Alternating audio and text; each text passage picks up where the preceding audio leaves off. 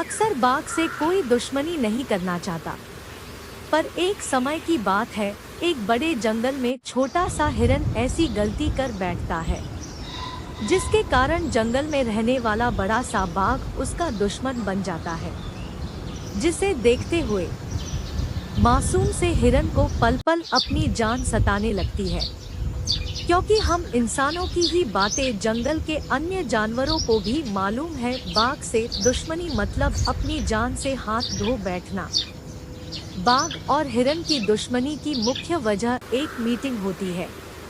दरअसल जब एक दिन जंगल में सभी जानवरों की एक मीटिंग आयोजित की जाती है, जिसमें जंगल के राजा शेर का स्वास्थ्य खराब होने के कारण वह नहीं आ पाता और शेर की अनुपस्थिति में वहां एक मुखिया की जरूरत होती है, जो इस मीटिंग का सही निर्णय ले सकता हो। जब मीटिंग में मुखिया को चुनने की बारी आती है, तो सबसे पहले हिरन से पूछा जाता है कि तुम किसे मुखिया बनाना चाहते हो।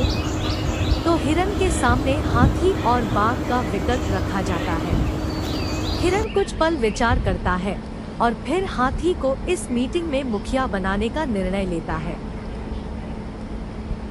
हिरन की इस फैसले के पीछे एक खास वजह थी।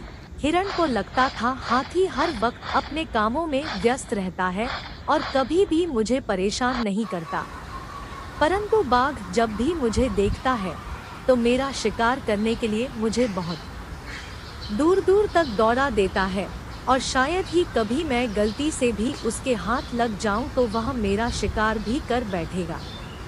बाघ इस भरी सभा में हिरन का कुछ भी नहीं उखाड़ सकता, इसलिए हिरन ने यह निर्णय लिया।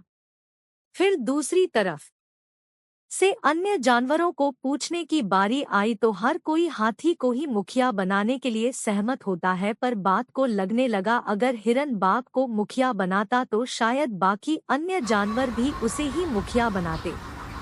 इसीलिए बाघ यहाँ से हिरन का सबसे खतरनाक दुश्मन बन गया।